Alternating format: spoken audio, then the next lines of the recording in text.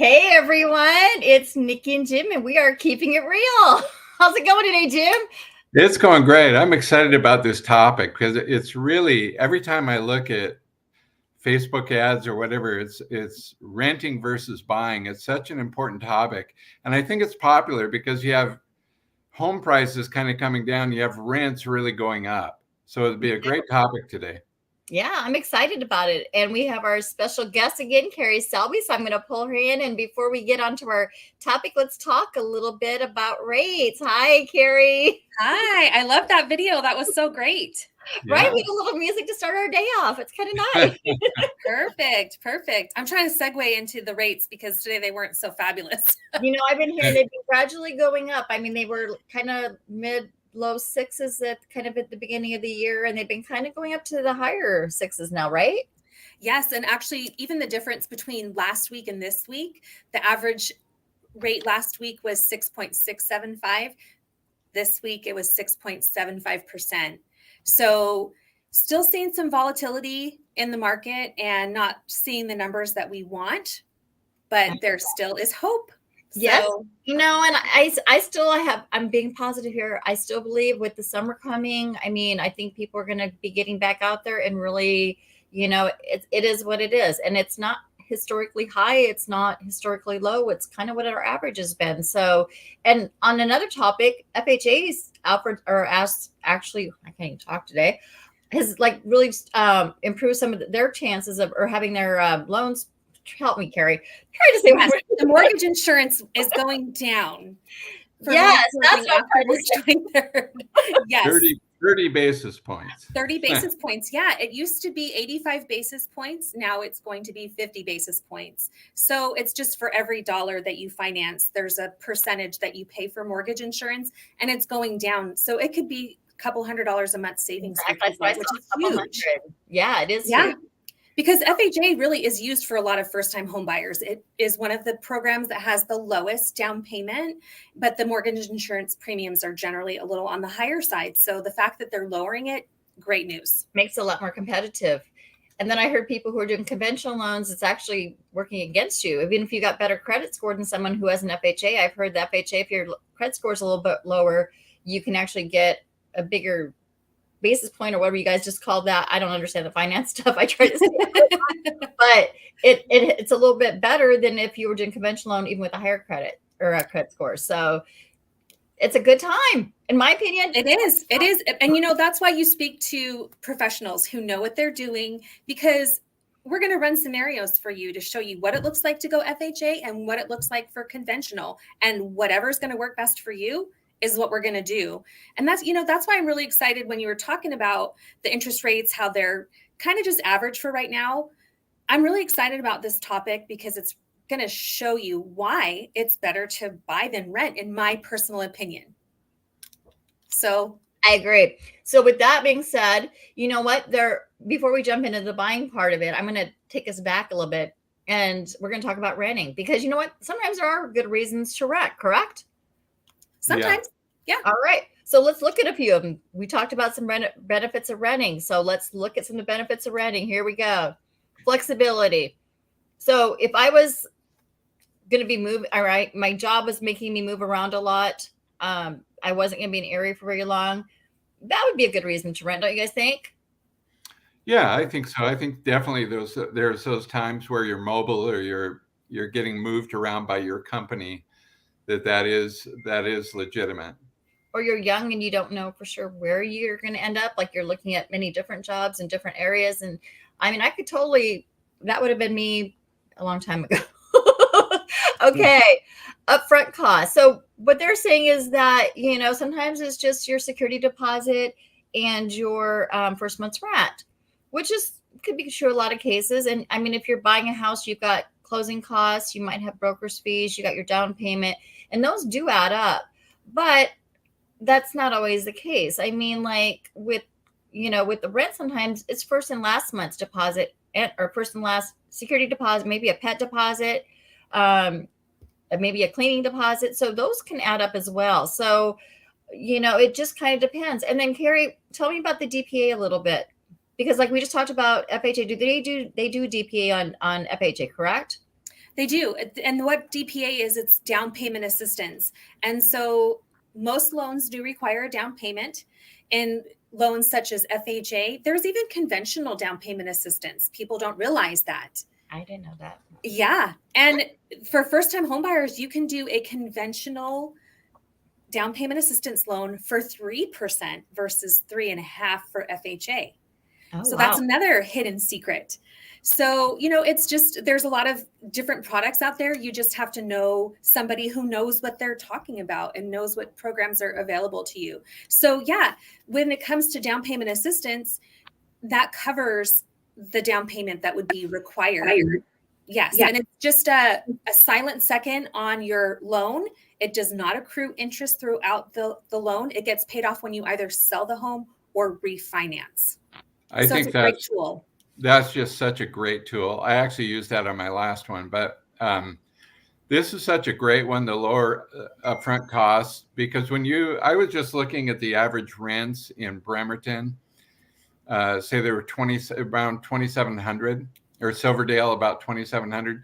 Mhm. So first and last, that's 5,400, and damage deposit, say that's 1,000. That's quite a bit of money. I mean, you're getting close to the 3% on, say, a $400,000 house or something like that. So that's really a valid point. Okay. And again, I always refer to my expert lenders because I don't want to do your job. Just so you know, I know enough just to oh, you know what? That would be a good thing to talk to the lender about.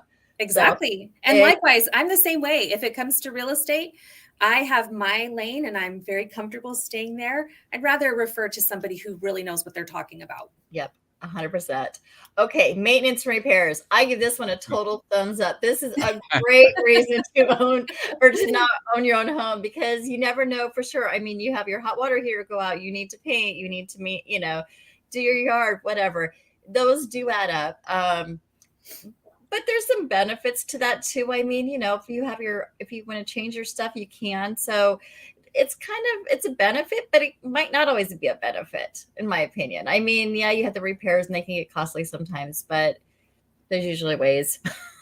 Yeah. And something I can add to the positive side about buying a home and the maintenance that's required is that you can improve it to something better, which most of the time will also improve your property value. So it's making an investment. It is, as far as I'm concerned. But you don't have those fees right then and there. And so if you're, Right. if you're just renting, you don't have to worry about that. So that is a good benefit for renting. I'm trying to keep it on that. I keep going, oh no, there's another reason you don't want to do that. But anyway, okay, continue on. Amenities and services. Okay. It's going to be hard to compete with this one. If you have a pool in your building or a gym, tennis courts, whatever. Yeah. I mean, most homes just don't have those features. So that's kind of the nice thing. You can walk out and have those features, or dog park, or playground right then and there, unless you're in an HOA, and they have sometimes some of those. But those are some amenities that, yes, renters have. That it's a positive for them. I get it. Ability to test out a neighborhood. So this one here is, maybe you are new to the area and you haven't committed to an area yet. You don't know the community enough. You just want to take a year or something like that. Yeah, I agree with this one. It's a good time to, I know when we first moved here, we rented for the first year because we didn't know for sure which area we wanted to live in. I didn't know the areas enough. I mean, my husband was from here. So it was just kind of let's see where we want to be. So I agree with this one. I think this one's an important one. It is, because sometimes you take one person's word for something and it might fit their needs, but it's not going to fit your needs. True. Okay, so let's talk about the other side of it. Great reasons to buy a home. Jim, why don't you jump on in and help us out here? Well, building equity is a great one. And I mean, I've talked ad nauseum about that in my first one that I bought with an FHA loan, 3% down, and doubled my money in 5 years. And I know the amounts weren't great back then, 58,000 to 112.5 in 5 years. But it gave me a nest egg for the next thing that I wanted to do. And I would say at this time, sometimes you're not ready to buy your eventual dream home, but you can get your feet in the water and get something that you can afford and build some equity. And I think it's a great point. You can, and the trend usually keeps going up. So yeah, I agree. All right, tax benefits. You get to write off your mortgage insurance. Isn't mortgage insurance? Isn't that what you write off every year? Whatever the interest Oh, is interest that you pay yes, on your loan. Yes. I don't do taxes either, so I And I, have a tax and I- guy for that. Right, and I- Chris? Most people my don't realize that. There's a reason why you get a mortgage statement at the end of the year. Give that to your accountant. You get to write off the interest that you paid on your mortgage all year long. That's a great write-off.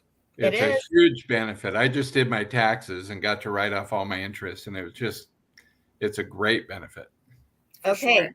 Carrie, why don't you take this one? Stability of monthly payments or selling. Absolutely. So I can't rent, do it. I'm just going to tell you the average rent increases by 6% in Kitsap County. And you're going to see, I have a graph that we're going to show you that will go into more detail about your break-even point of purchasing versus renting. But when you think about how that increases by 6% each year, unless you are in a rent-controlled apartment or home, it's going to be astronomical. And so when you have a fixed rate mortgage, your payment is not going to change, except for if your property taxes or homeowner's insurance increase. And property taxes do increase. And so that's going to affect your mortgage payment. You'll see it go up just a little bit, but nothing near 6%. Right.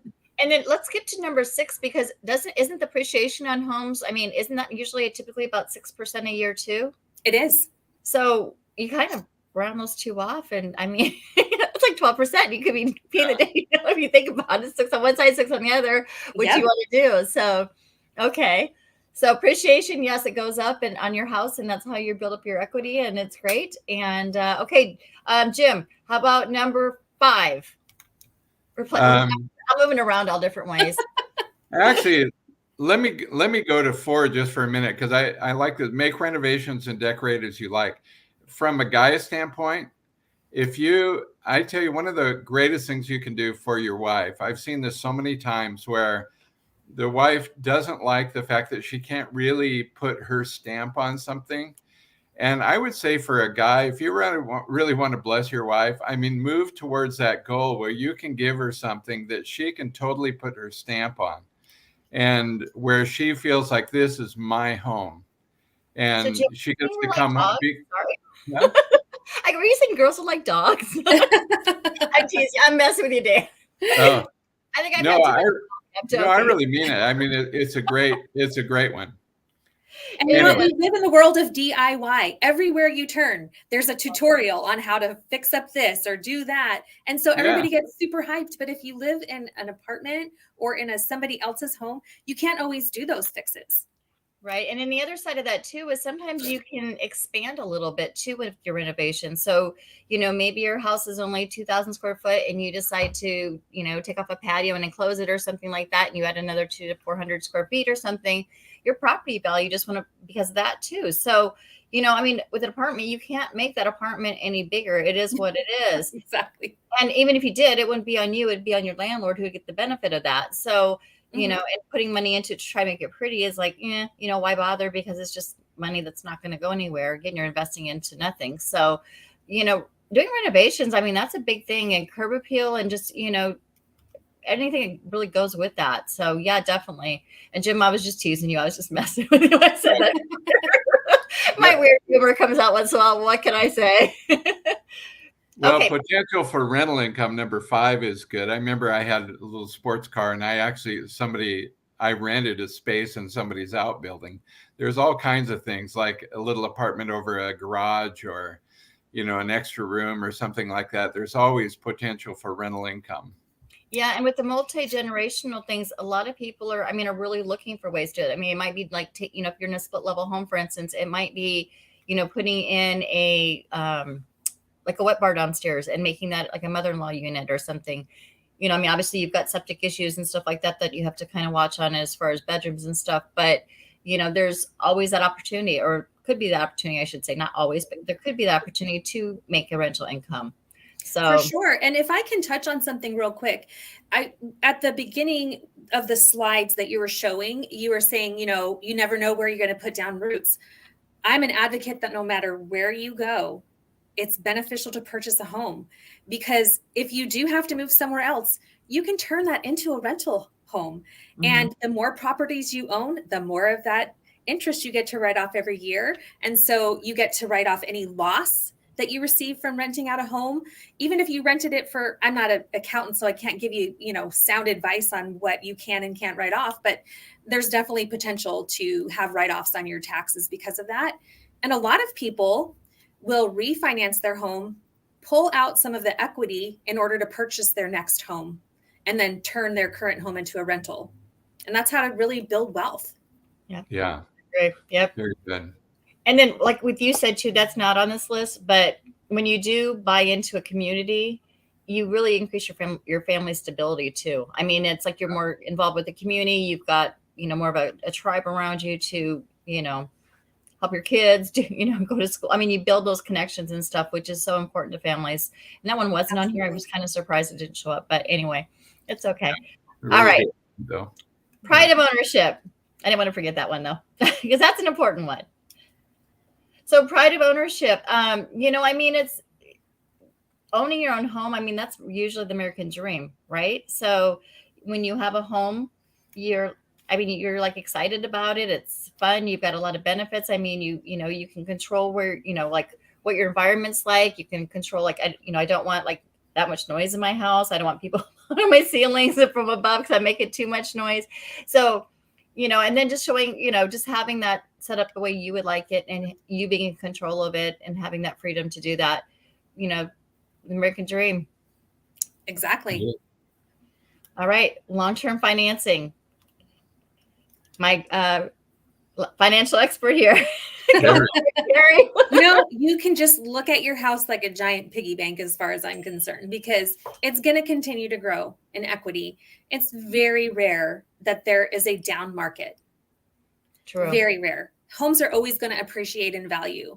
And so it's just one way for you to gain equity. So like I said, you can draw from that and purchase another property and keep the current one as a rental, or you could sell. You talked about it, Jim, how it was a foot in the door buying your first home, and then you can sell that, take the equity and go to the next level until you finally get to your dream home. But you're continuously building that equity so that you can get bigger, better, whatever. The house could be smaller than what you first bought, but it has all of the fixings that you like, all the amenities that you're looking for. So really the world becomes your oyster. And it becomes your forced savings plan because you have to save money. You're investing yourself. It's kind of like an IRA or whatever that you do through work, right? Or Roth. Yeah. I see. I'm so bad about that stuff. Sole or owners, whatever you call us. Anyway, I can't talk today. I shouldn't talk today for a reason. But yeah, I mean, we don't have those plans like you do if you work at a corporation. So, they're taking usually money out and stuff like that. I know you still can do it. I'm not dumb, but that was like when I used to work in a corporate environment, it was, you put money into stocks or whatever, and you did stuff like that. And this is just one kind of way of forcing yourself to save money and to build towards your future and to pass along to your heirs too. So super cool. So Carrie, let's have you go ahead and talk about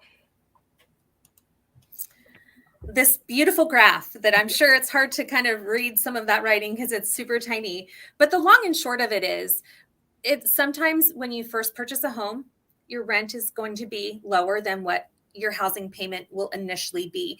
But on the far right-hand side of that graph, it does show that at 5 years, you reach a break-even point because like we talked about earlier, rent is going to appreciate about 6% every year. And so at year 5, your mortgage payment is going to catch up to where the rent appreciated to. And then over time, you're going to see the beginning price here. I'm going to put on my eyes so I can actually see something. The mortgage is $35.20, where rent is $27.99. But by year 9, you're going to be paying $4,461 a month for rent. That's what it's going to start going to around here. Another benefit is that doesn't go in your pocket though. That just goes to your landlord. So it's I know you're paying their mortgage for them. You're making them rich, not yourself. Yeah. So that number is like, whoa, $4,000 for rent. I mean, I remember when we first moved to like California, and that was like higher too. It was, $1,200, and we were like, oh my gosh, it's huge. And it's like doubled here. Like Jim just said, it's like $2,800 in Silverdale. So, but 4,000, wow, that's crazy. Yeah. And the whole thing is you're having this fixed payment, but then you're seeing your mortgage balance decrease and your home value increase. Yes. So over time, there's going to be this gap where on this graph, if you were to sell in 10 years, you would net $178,000 from the sale of that home. Do you want me to show the next slide? It's a game changer. Yeah, you can do that. So Okay. The next slide, it just talks about the cost of waiting. If you waited 6 months, if you waited 3 years, and everything in between, it just shows what the price difference will be because of the fact that home prices are always increasing. A lot of people keep on saying, oh, I'm just going to wait for the market to calm down a little bit. Guess what? It's not going to calm down all that much to the point where it's going to be beneficial to you. Home prices are going to continue to increase. And I mean, we've seen a little bit of dips here, but I mean, it's just been a couple months. I mean, and people don't understand it. I mean, we're talking about like over time, like 10 years, 5 years, 10 years. I mean, if you look at a graph, and I don't have one, but, or maybe that's on there, I just can't see, but you know, the home prices are continuously rising. They're not going up, drop.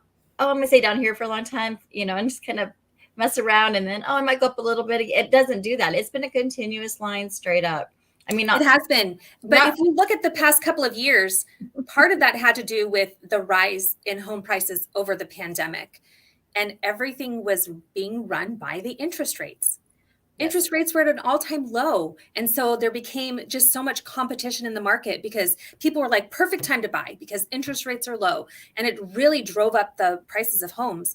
People were putting in multiple offers. They were going tens of thousands of dollars above list price, which was also increasing at a very abnormal rate. And we're paying the teens. That too. It was insane. Yeah. So if you look at the growth rate over the past 2 years being in the teens and 20s versus the average of 6%, it speaks volumes of why right now we're kind of leveling out. It also has to do with the fact that last year around this time, rates were at 4.25. Now they're at 6.75. So it really slowed the market down. So all of these things you can see, they just kind of go in conjunction with one another. And we are seeing a little bit of a down market right now, but really a lot of it has to do with people just getting their mind wrapped around what the current interest rates are. And if they can see something like this graph, the benefits of purchasing now versus purchasing in 3 years, you wind up losing a lot of money because you are missing out on the appreciation of value in the next 3 years of that home. And then also your mortgage payment's going to go up about $300 because the home prices are going to increase. So you're missing out on your home level increasing. And so you're going to have to still buy at that higher price point, which is going to make your payments higher. So, and I think, Carrie, we've mentioned this before, but the interest rates really historically are not very high, but the feds are raising the rates to try to curb inflation right now. There is going to come a time where they could go back down to say 5. So you could refinance and bring your payment lower. Absolutely. Always an option. It's always an option to refinance. Most loans nowadays do not have a prepayment penalty. That's an important question to ask when you get into contract on a home with your lender. Does this loan have a prepayment penalty? Because I don't want to stay at this rate forever. If rates go down, I want the option to be able to refinance. Right. Yep. So that's a very great point. Yep, absolutely. And I remember one of our first videos that we did broadcasting. One of the reasons I said, if I could look back and tell my like past self, it'd be like, looking to buying now, don't wait. I mean, because you do. I could have been like way further ahead than I am now had I been able, or had I just even looked into buying. I just was too afraid, like, oh, I'm not going to be able to do it. And I think a lot of, renters feel that way. It's like, oh, here, we can go to this. Yeah. What are your hurdles? Yeah. Like, what are your hurdles? I mean, like, really, let's figure some of these out because it doesn't make sense to rent. At least if I can see if you've got some of those first reasons that we talked about, they make sense. I mean, if you're very transient where you need to be moving and you're not going to be able to, or you don't know where you want to settle quite yet, you have to work or whatever. Yeah, that makes sense. But as far as like trying to build your wealth. And I mean, I think that's, again, it's the American dream. It's what people want to do. Most of us anyway, we want to get a house and have a place that's secure and to be happy and, you know, create memories and, you know, make it your own. And that's what we want to do. But I think a lot of people are afraid to ask, or, you know, like, oh, this is stopping me. This is stopping me. This is stopping me. So can we look at a few? Because I know that there's some that, you know, we can't, I mean, like limited savings. You only have so much in your savings account. What can you do? Yeah. And I just want to touch on one thing. So myself, I am a military spouse, and I had the military mentality. Everywhere I went, housing was provided for us. We didn't have to come up with first and last month's rent. If we were living on base, it was something that was just given to us. But some of the homes that we were staying in, we probably could have rented for less than we were actually paying for my husband's BAH. But we really were looking at purchasing a home when we first got married almost 25 years ago. And in the area we were looking at by my parents' house, the homes were in the 200,000s. Today, those homes are selling for over $700,000. Right. I could kick myself when I go back and I look at how much those homes have appreciated in value. So, you know, it's just all hindsight. See, I was in San Francisco, and I mean, we were looking at prices and going, oh my gosh, you know, I think, I don't know, 200, 300, 400,000, I think at that time, you know, but we didn't have kids. We were both working, and, you know, we were making decent money, and, it, you know, but it's like, I think it was just the fear for us. And now it's like, had we bought something then, I mean, they're selling for over $1 million there. So yeah, crazy. But I mean, we were affording the rent. So, you know, that, I guess that's my thing is if you're affording the rent, you should at least make just go in and do some research and talk to people, because I know you're always happy to talk to people, right? Curious. I mean, absolutely. Like, you know, I have a low credit score. What can I do? Yeah. And every single one of these hurdles can be overcome. Sometimes it just may take time. And I touched on this before. Sometimes my answer might not be yes right now. I don't like to say no. I like to say not yet. Because if you do have low credit, we can fix that. If you do have high debt, it might take some time, but you can pay things off. I have this great little thing. I can just check a box and say, if we pay this debt off, you qualify for this much more. So there's ways to work around everything. And limited savings. You know, we talked about down payment assistance programs. There are programs that can help, but I mean, for a time, sellers were giving credits to help with closing costs as well, which are, I mean, coming back a little bit, but now the market's starting to get hot again because springtime's almost here. Yep. So, but sometimes you can get a seller concession that can help. So really, you just have to work with people that are creative and know their job and know ways to get around some of these things.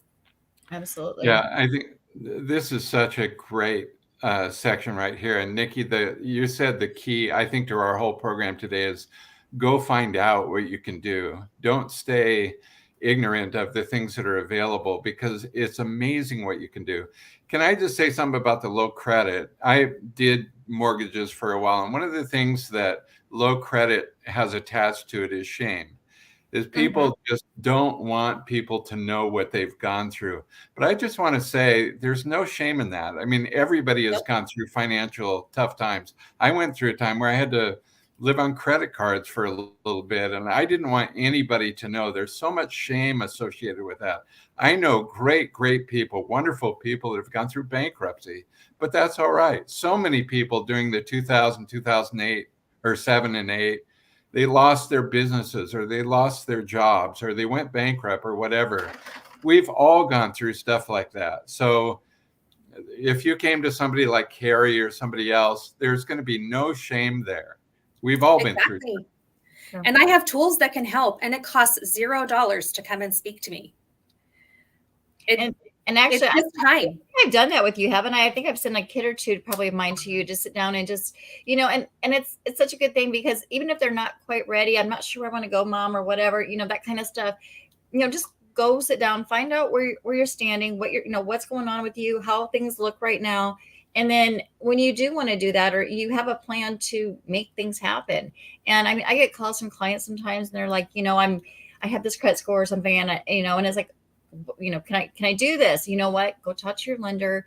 Go, and if it's not where you want to be, then, you know, let's come up with a plan to make it do it. And you guys have those tools. I don't have those tools, but you guys have those tools. And some great things. This is, you know, in order to do this, this is what you're going to need to do this. And maybe it is low income. But Yep. you know what? A lot of people don't stay at their jobs forever and ever. I mean, they change jobs, they move up, they do. I mean, that's always kind of the goal is like, I mean, unless you just absolutely love your job and, you're just passionate about it, I guess. But I mean, a lot of people are really like, I want to improve my income level and I'm going to, but again, talk to your lender because sometimes if you make that move and it's out of industry, that can also hurt you too. So having a plan in place, I think, is the most important thing. So if you're renting right now, and I'm talking to any other watching who's renting, I mean, I told my kids, I said, hey guys, this is a good one to watch today, and tell your friends to watch too, because make Great sure point. you go talk to somebody, get that information. Because when you have information, then you know what you're working with, and then you can figure out, what your plan of action is. And you might not be ready to buy right now. Like Carrie said, it might take a year, it might take 2 years, it might be a 5-year plan. I don't know. But the thing is that there's always a way. And getting some good, strong people on your side who are giving you some sound advice, who are saying, okay, these are the steps you need to do, or this is some things you need to do to get there. That's tremendous.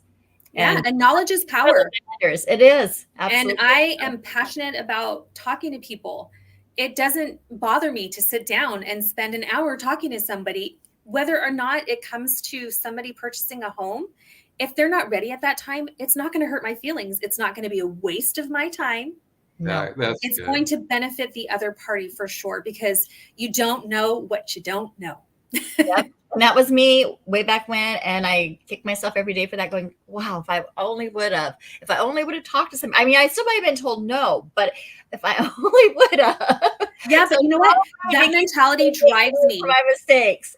Yeah, that mentality drives me today, though, because I wish, right? Exactly. That's what I say too.